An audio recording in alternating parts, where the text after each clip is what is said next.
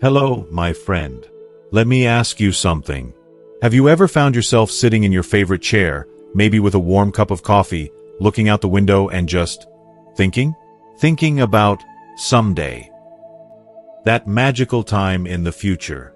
Someday, I'll take that cross-country trip. Someday, I'll finally pick up that old guitar again. Someday, I'll have all the time in the world to finally, truly live. It's a comforting thought, a promise we make to ourselves after a lifetime of hard work. But what if I told you that for most of us, someday is a dangerous illusion? After more than 3 decades as a family doctor, I've seen a heartbreaking pattern unfold over and over again. The period where you have enough health to be active, enough money to be comfortable, and enough time to be free. Well, it isn't a long, relaxing retirement. It's a shockingly brief period I call the golden window. And my deepest fear, based on hundreds of real-life stories, is that nearly 70% of people miss it entirely. They miss it by just a few years, sometimes even just one. But here's a truth they don't teach in medical school. Missing that window isn't an accident, and it isn't just bad luck. It's a predictable outcome of the way we're taught to plan our lives. And today, I'm not just going to show you how to find that window. I'm going to show you how to hold it open for as long as humanly possible. I'm not talking about theory. I'm talking about people. I'll never forget my patient, John. A strong man, a wonderful provider for his family. His dream was simple: to hike a small piece of the Appalachian Trail with his son. He pushed it off for one more year at work. Just one more. By the time he retired, his knees gave him the final answer. A simple, heartbreaking no. John had the time. He had the money. But the window of health had closed. His story, and so many others like it, is why I am making this video. My name is Dr. Evans. And the advice I'm sharing today isn't from a textbook. It's from 30 years of sitting in a quiet room, listening to people just like you. In the next few minutes, we're going to walk through 10 life lessons, gleaned from those honest conversations. This is a roadmap to help you seize your golden window before it's too late. And please, stay with me until the very end. Because the 10th piece of advice is the one that John himself said would have changed everything. It's a simple shift in your thinking that has the power to turn retirement from a slowdown into the most exciting chapter of your life. Before we dive in, I truly want to know how many of us share this feeling. If that idea of waiting for someday feels familiar to you, please take a moment to comment a simple yes below. It shows me you understand, and it shows others in our community that they are not alone. Okay, let's get started. All right, let's begin with our first lesson. Number 1. Recognize the 3 phases and don't miss that golden window. The first mistake, and it's one we're all taught to make, is thinking that life happens in these neat, separate boxes, like chapters in a book. There's the youth chapter, where we're told to learn and explore. There's the midlife chapter, where we must work hard and build. And then, there's the big, final retirement chapter, the one we're supposed to wait for to enjoy it all. We spend our lives sacrificing the present for that final chapter, always waiting, always preparing for someday. Here's the simple, clinical truth behind that. In your 20s and 30s, you've got endless time and peak health, but you're hustling, so there's usually no money. Then comes midlife, your 40s and 50s. The cash starts flowing, and your health is still pretty solid. But time? It feels like it's being squeezed out of you by deadlines, kids' activities, and a mountain of obligations. Finally, you reach retirement. Time is abundant, and if you've planned well, the money is there. But now, your health becomes the big question mark. And this simple truth, it explains that sudden, panicky feeling of running out of time that hits so many people right after their retirement party. It's the shocking realization that the body can no longer keep up with the grand plans the mind has been carefully making for the last 30 years. This brings us right back to my patient, John. He saw retirement as the finish line, the grand destination. He never realized that the most precious part of the journey was the path leading right up to it. Today, those aching knees of his are a painful, daily reminder of a window he just missed. A window that closed while he was waiting for the perfect time. So here is your prescription from me today. Your action. It's not about the future. It's about right now. I want you to take out a piece of paper. Don't write a bucket list for retirement. That's for someday. Instead, I want you to write down one adventure. Just one. That you will take in the next 18 months. Not someday. No. Book the ticket. Make the call. Take the first step today, even if it's just a small one. Number 2. Don't overlook 3 kinds of time. We're taught to be excellent managers of our calendars. We schedule work meetings, doctor's appointments, and family dinners. We're very good at scheduling 2 kinds of time, what I call career time and relationship time. But there is a third, vital kind of time that most of us completely ignore, and we pay a heavy price for it as we get older. It's called renewal time. Now, this is not the same as a vacation. A vacation is about getting away. Renewal is about coming home to yourself. It's that quiet walk on the beach. It's losing yourself for an hour in the garage with a woodworking project. It's picking up that old guitar that's been gathering dust in the corner. As we age, our bodies and minds require this renewal. It's not a luxury. It's essential maintenance. Without it, your career time burns you out, and your relationship time becomes strained because you have nothing left to give. Are you feeling constantly drained, irritable, or like you've just lost your spark?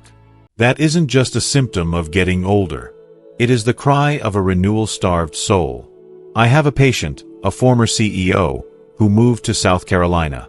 He told me during a checkup, his voice full of emotion, "Doc, I didn't realize how much the corporate grind had turned me into a ghost." Rediscovering his love for walking on the beach didn't just give him peace. He said it made him a better husband and father again. He found himself again on those sandy shores. So, here is your action for this week. Look at your calendar and find 30 minutes. Just 30. Not to run errands, not to watch the news, but for pure, unapologetic renewal. Ask yourself, what did I love to do when I was 20, before life got so complicated? Do that. If this idea resonates with you, please let me know by commenting on the word renew below. Number 3. Master the art of saying no. In the first half of our lives, saying yes is how we build. It opens doors. A yes to a new job, a yes to a new opportunity, a yes to helping a friend. It's how we get where we are. But here is a critical transition that happens in our 50s and 60s. In the second half of life, saying yes to everything closes the door on what truly matters. Your time and your energy. They are no longer infinite resources. In fact, they are your most precious, non-refundable assets. Every time you say yes to a draining commitment you don't care about, or a one-sided friendship that sucks the life out of you, or even a family event that brings you no joy, you are implicitly saying no to something else. You are saying no to your own health, no to your own peace of mind, and no to your own dreams. That nagging feeling of being spread too thin, of constantly feeling obligated rather than joyful, that is the physical and emotional cost of too many yes. It's a form of internal debt that builds up over time. I have a lovely patient, a woman named Carol.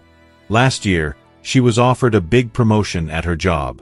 Her colleagues, her family, and everyone were shocked when she politely turned it down. But that single, powerful no freed her. It allowed her to relocate 2 years earlier than planned to a small town with warmer weather that was so much easier on her arthritis. It gave her back her life. She told me, her voice so calm, "It was the hardest, but best no I have ever said." So, your action this week is an act of liberation. I want you to identify one thing you feel obligated to do that brings you absolutely no joy. Then, find a polite but firm way to say no. You have spent a lifetime earning this. You have earned the right to protect your peace. Number 4. Time wins over money every single day. We all know the old saying, time is money. But in my experience, most of us get it completely backward, especially as we get older. We spend our precious time trying to save a few dollars, forgetting the fundamental truth that money can always be earned back, but a lost hour is gone forever. Think about it this way. You can open your bank statement and see the exact number, down to the penny, of how much money you have. It's a known quantity, but you can never, ever know how much time you have left. In your 50s and 60s, this simple fact becomes the most profound truth of all. $1 saved at the cost of an hour of your life is, quite simply, a bad trade. Are you spending your entire Saturday doing yard work that you hate, leaving you so exhausted that you can't even enjoy your Sunday? That is a classic symptom of valuing dollars over your precious, finite hours. It's a habit ingrained from our youth that becomes destructive as we age. I worked with a couple who were moving to their retirement home. They stressed for weeks over the cost of hiring professional movers, maybe $2,000. They decided to do it all themselves to save the money.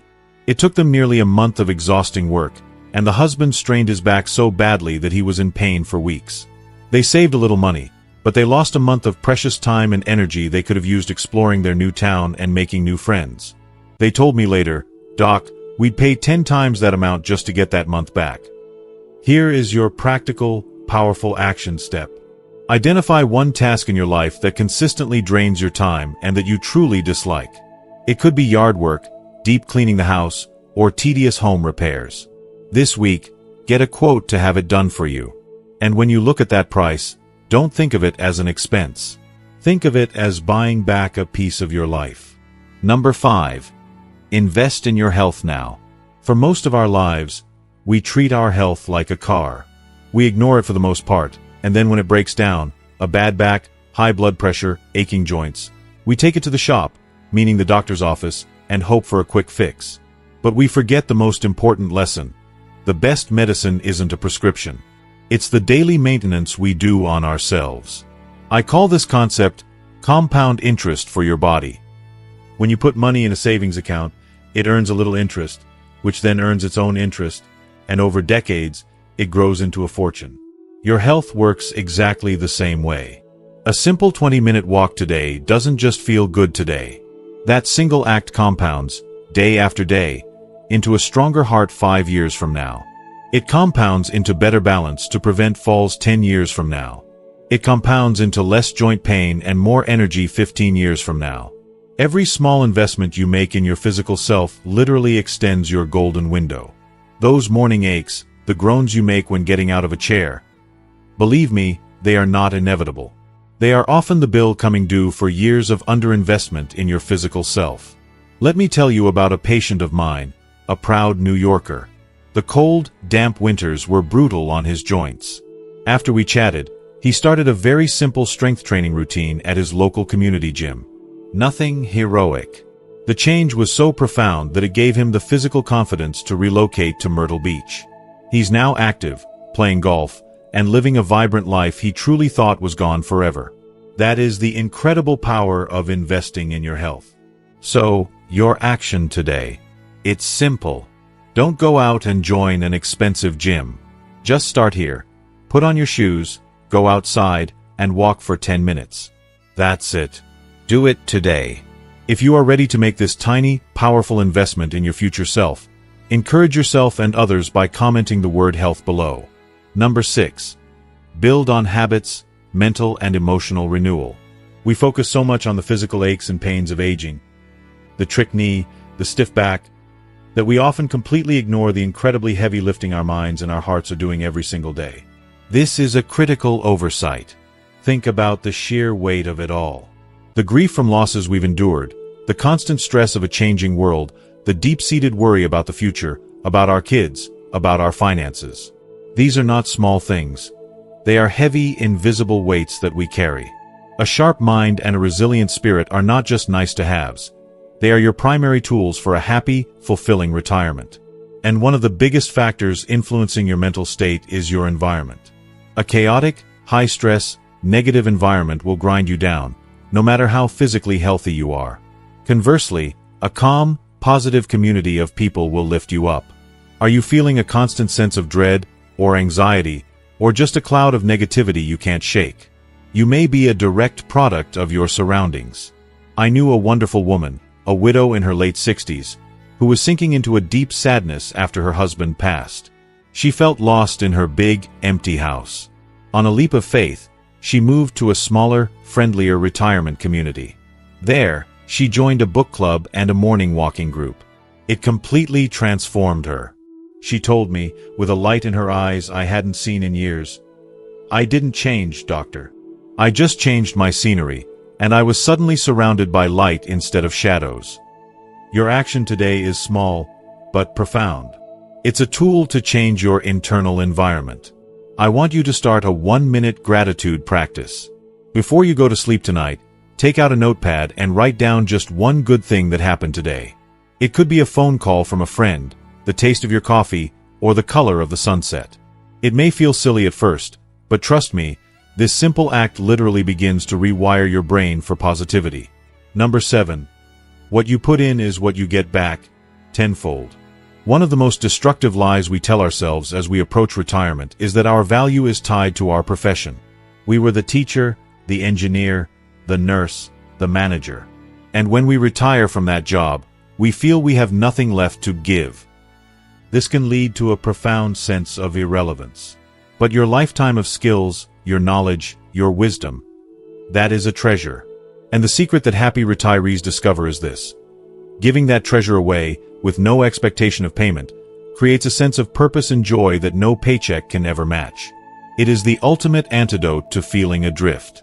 Whether it's volunteering, mentoring a young person, or simply helping a neighbor fix their leaky faucet, these acts of service fill a deep human need. That feeling of being lost, of not knowing what your purpose is after you stop working, that is a soul-deep sign that you need to start giving back. You need to be of service. The author of the original transcript you sent me shared a beautiful, personal story about volunteering at the Myrtle Beach Pinball Museum. That's a perfect example. He's not just fixing old machines. He's preserving joy, he's connecting generations, and he's supporting children's charities. He is building a legacy, not with money, but with his time and his passion. And that, my friends, is a priceless part of a well-lived life. The regret I hear so often is, "I wish I had started doing this sooner."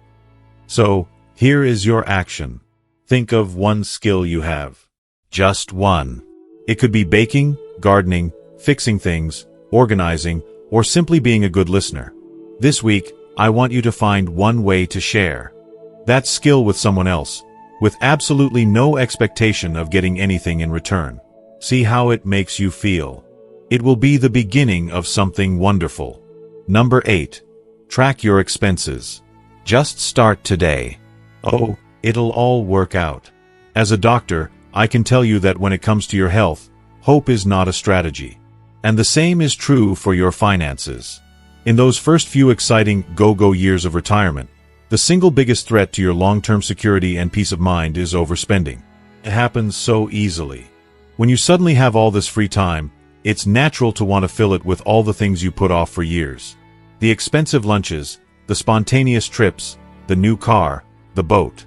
The problem is, you need your nest egg to last for what could be 20, 30, or even more years. Guessing what you're spending, or just hoping for the best, simply won't cut it. That nagging little feeling in the back of your mind, that quiet voice wondering if you're spending too much, that is your intuition telling you to stop guessing and start tracking. It's a call for clarity. A patient of mine, a real foodie, was having the time of her life enjoying all the new restaurants in her retirement town. She was truly happy. But when she finally took the time to track her spending for just 1 month, she was absolutely shocked to discover that dining out was eating up nearly 20% of her entire budget. By cutting back just a little, not eliminating, just being more mindful, she was able to fund several wonderful day trips with new friends she'd made. She gained more joy, not less, through awareness. Your action step is simple and requires no special software. For 1 week, just one, get a small notebook and write down everything you spend money on. Don't judge it. Don't analyze it yet. Just become aware. This simple, powerful act of observation is the first and most important step toward true financial peace of mind. If this insight was a little surprising to you, let me know by commenting "wow" below. Number 9. Downsize smarter, not just smaller. There's a phrase I hear all the time from my older patients, and it breaks my heart. They say, "Well, it's too late now. We're just too old to move." They feel trapped. Trapped in a large multi-story house that has become a source of anxiety instead of comfort, with a big yard to maintain and stairs that have become a daily obstacle course. We often think of downsizing as a loss, a step down. But I want you to reframe that.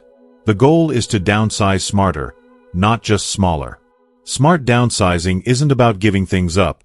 It's about gaining a better life. It's about being proactive. It means intentionally choosing a home that will serve the person you will be in 10 years, not just the person you are today. That often means single-story living, with no stairs to worry about as mobility changes. It means moving to a town with better healthcare, a lower cost of living, and a vibrant community of people your own age. Do you find yourself dreading the thought of cleaning the gutters, or mowing the huge lawn, or climbing that flight of stairs to the bedroom for the 1,000th time? That's a sign that your house is starting to own you, instead of the other way around. So many of my patients who initially moved to the popular spots in Florida are now telling me they feel trapped by the soaring insurance costs and the constant worry of hurricanes. I had one couple who made the brave move from Cape Coral, Florida, to South Carolina. They found a perfect single-level home near top-rated hospitals and beautiful walking trails. The wife told me, "We didn't just downsize our house, doctor. We upgraded our entire life." So, your action is one of exploration. Take a dream trip. Pick a town you've been curious about and spend a week there. But don't just be a tourist. Go to the local grocery store. Visit the community center. Read the local newspaper. Test the vibe. See if it feels like it could be home. Number 10. Don't just retire from something. Retire to something. This is it. The last piece of advice, and perhaps the most important one. It's the one John told me would have changed everything for him. The biggest mistake I see people make time and time again is that they spend decades focusing with laser-like intensity on the day they can walk away from their job. They have a detailed financial plan to get out, but absolutely no life plan for what they're getting into. Your mind, your heart, your soul. They need a purpose. They need a reason to get up in the morning that goes beyond just leisure. Rushing into a life of pure rest and relaxation sounds wonderful, but for most people, it leads to boredom, a sense of decline, and a feeling of uselessness, and it happens shockingly fast. You must have a new why. Is it volunteering for a cause you believe in? Is it starting a small side business based on a lifelong hobby? Is it mentoring a young person? Your next chapter in life needs a title, and you are the author. Feeling bored, listless, or like every day is exactly the same, just a few months into your retirement. That is a classic, textbook sign of retiring from a job, instead of retiring to a passion. I have a patient, a former history teacher, who was honestly dreading retirement. He thought his passion, his identity, was over. After he moved, he found out that the local community college needed someone to teach a non-credit history course for seniors. He now teaches 2 classes a week. He told me with a sparkle in his eye, "I'll never forget, Doc, I'm more excited and fulfilled by my work now than I was for the last 10 years of my career." He retired to his passion. So, here is your final and most important action. This is the big one. I want you to take out that piece of paper again and write down the answer to this one question: what lights you up? Not what you think you should do. Not what your kids want you to do. What brings you genuine, heartfelt joy? That is the compass for your next great chapter. And that brings us back to where we started, with my patient, John, who dreamed of hiking the Appalachian Trail. Now, while his aching knees kept him from that specific hike, and that could have been the end of the story, it wasn't. He took these lessons to heart. He and his wife bought a small, used RV, and they are now on a brand new mission, to visit every single national park they can drive to. He found a new dream, one that worked for the man he is today, not the man he was 20 years ago. He told me on the phone just last week, and his voice was so full of life. He said, "Doc, I may have missed that one window, but you taught me how to open a whole new door." The lesson in John's story, the lesson in all of our time together today, my friend, is not about trying to live a life that is free of regrets. That's an impossible task. No, it's about actively building a life so full of purpose and joy and new beginnings that regrets simply don't have much room to grow. Your best chapter isn't behind you. It is waiting for you to pick up the pen and write it. As we wrap up, we've explored 10 critical ideas that can truly transform our golden years. But knowledge is only powerful when we put it into action. So now, I have one important question for you. What is the one commitment you are making to yourself after watching this video? It doesn't have to be big.